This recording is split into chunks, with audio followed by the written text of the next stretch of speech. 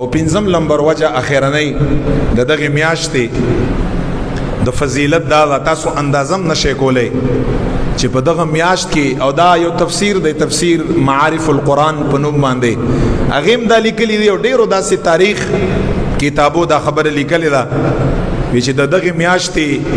د فضیلت او د عظمت پنځم نمبر وجه دا ده چې په دغه میاشت کې یو ورځ ده چې هغه ته ویل کېږي لسم محرم الحرام، د عاشورې ورځ، او دا داسې ورځ ده او دا ورځ په دغه میاشت محرم الحرام کې ده. د هغه ورځ عاشورې ورځ، لسم محرم ورځ، تاریخ کتابو لیکلي دا داسې ورځ ده چې په دې باندې په کثیر تعداد کې، په ډیر تعداد کې ډیر د فضیلتونو والا کارونه شوي دي، ډیر د عظمتونو والا کارونه شوي دي. تاریخ کتابو لیکلي دي چې په لسم محرم الحرام باندې آدم علیه السلام مبارک تخلیق او پیدایش شوی دی. په لسم محرم الحرام باندې حضرت نوح علیه السلام مبارک په قوم باندې چې کله عذاب راغی د اوبو، او قرآن کریم سورت هود پارا لمبر 12 کې الله فرمای جودی، دا د یو غر نامه ده جودی. خدای پاک جل جلاله نوح علیہ السلام ټول قوم غرق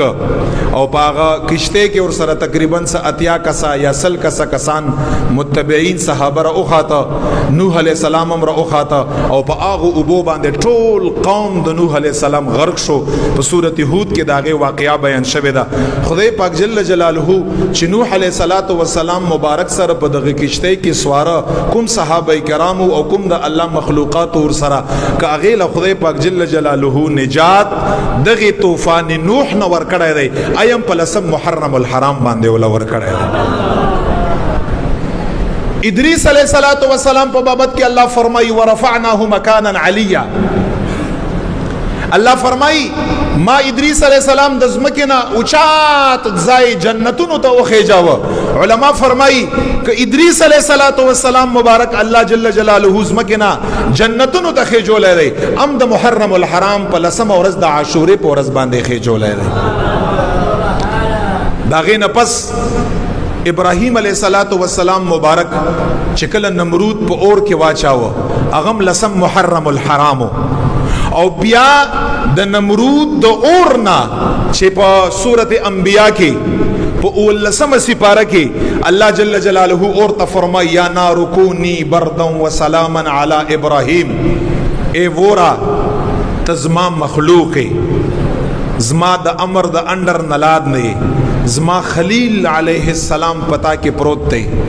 ګلی گلزار شپه د باندې، نه ډیر زیات یخ نه ډیر زیات نه گرم، سلامتیا والا شه چې دته تکلیف نه. علما فرمایي چې ابراهیم علیہ السلام باندې چې اور د نمرود رب لا یزال ګلی گلزار ک او د مبارک پکې سالم غانم او بچ هوا ته، اغم د محرم الحرام د عاشورې ورځ وا. دا لوی لوی واقعات. ایوب علیہ السلام له خدای پاک بیماری نه شفا ورکړه، دا ورځ وا. یعقوب علیہ السلام مبارک سره 40 کال پس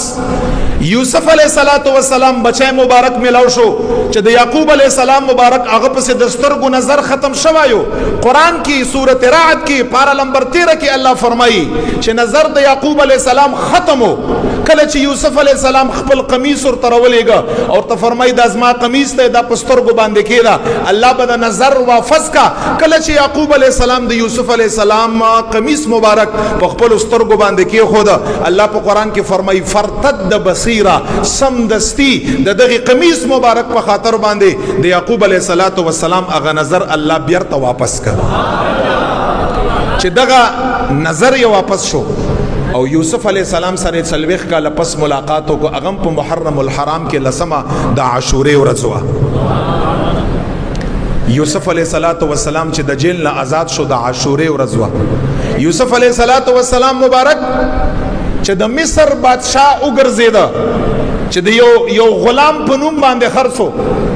او مصر بادشاہ وګرځیدا او په بادشاہت باندې کېناستا. علما فرمایي د محرم الحرام عاشورې لسم ورځ وا.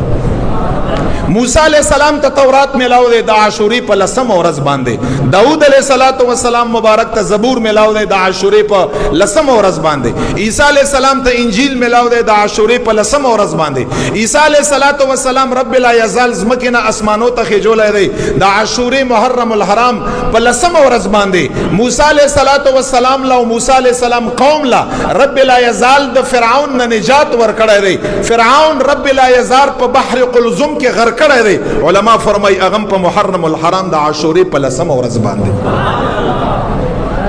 څومره غټ غټ واقعات